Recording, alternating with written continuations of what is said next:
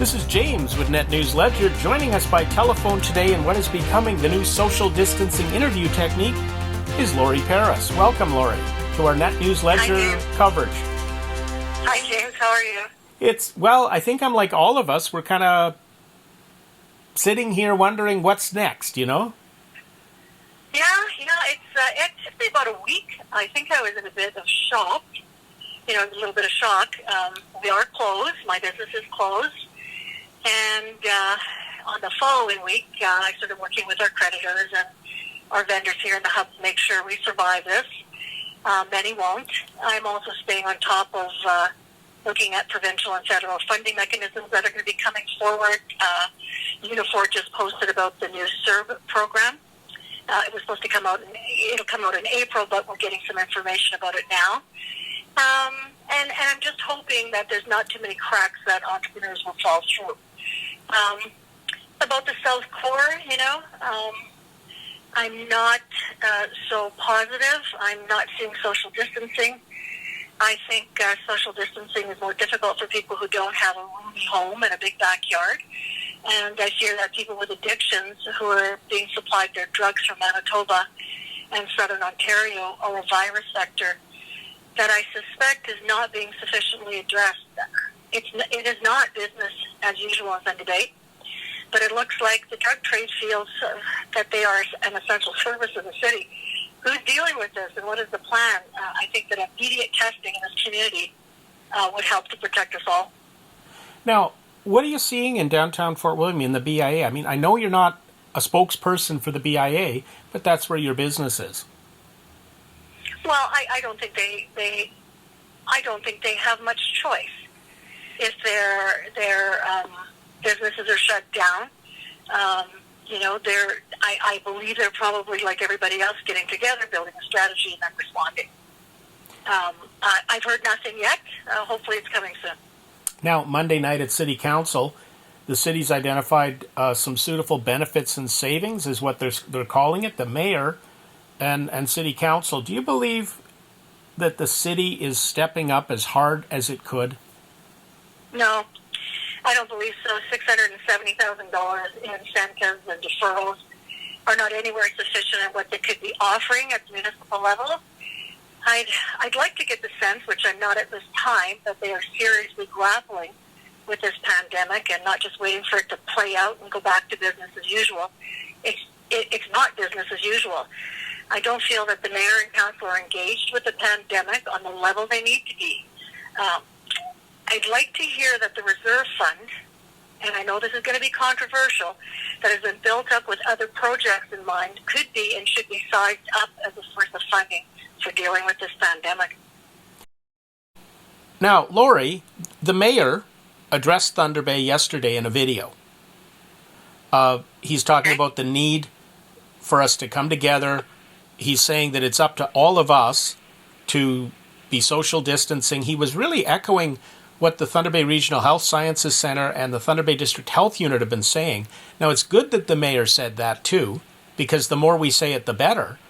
But do you think he should have been giving us a little bit more information on what the city is planning to do and what the task force is going to be doing? Yeah, he just reiterated what the Thunder Bay District Health Unit and the Thunder Bay Regional Hospital have been saying for weeks. Myself personally and some of the other people I've spoke to were looking for a little bit more, having some concrete leadership in this address. I think the mayor should have acted more decisively and put that task force in place, a lot sooner. He introduced it at last Monday's council meeting. I don't believe he needed to get permission from administration and council. This could have been happening for 3 weeks, 4 weeks now, since everybody was made aware that this was happening. And if this task force had been put in place then, they would have had several meetings and recommendations already. What administration has come back with that they're going to vote on Monday, tomorrow, I think is just not well thought out and well planned. This task force of the mayors, I believe, should be a council task force. Administration has an emergency a group which the mayor is on. Council ward councillors at large should be stepping up to the plate and showing some leadership also. Now, one issue that's been really raised a lot on social media is on the testing in Thunder Bay. They've done over 300 tests. We've had 3 confirmed cases today as of Sunday. We're not spiraling up out of control yet, but do you think there's enough testing happening in Thunder Bay in your opinion? No. No. More testing needs to be done. According to the Globe and Mail, which I recently read, 300 people per 100,000 are being tested in Ontario. And in Thunder Bay, with an approximate population of 110,000 people, less than 100 people have been tested, to say nothing of the surrounding region. The testing should be proactively alerting us to possible hotspots, not just confirming when someone has contracted the virus. Now, a little bit off topic, but over the last year and some, you've been part of a team fighting for the survival of Dease Pool. You're one of the advocates to rebuild the pool. We haven't had a chance to talk for quite a while. What are your feelings on the city ratifying their decision to demolish the site? Can you share how everybody on the Dease Pool team that you've spoken to in recent weeks is feeling? Well, of course, we were quite disheartened. It was a setback for sure. We're aware, though, that Councillor Peng spoken with Chief Collins of Fort William First Nation about possibilities for saving Dease Pool.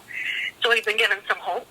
As far as the council's future actions, I would think that spending $250,000 to demolish a neighborhood pool is a bit of a ridiculous expense in the middle of these troubling times. So you think that this should be brought back to council and council says, hey, we're not spending any money we don't need to? Absolutely. And like I just said, Councillor Peng, you reached out to Chief Collins of Fort William First Nation, and we should wait to see how that pans out. But yeah, why would you take $250,000 to demolish a neighborhood pool when you could put that into helping fight this pandemic in the city? Lori, thank you for taking the time to talk. I'm sure we'll be talking again. You've always got something good to say and something that'll probably cause a little bit of the pot to stir. But I'll leave you with a final thought. We can get through this together. We really can.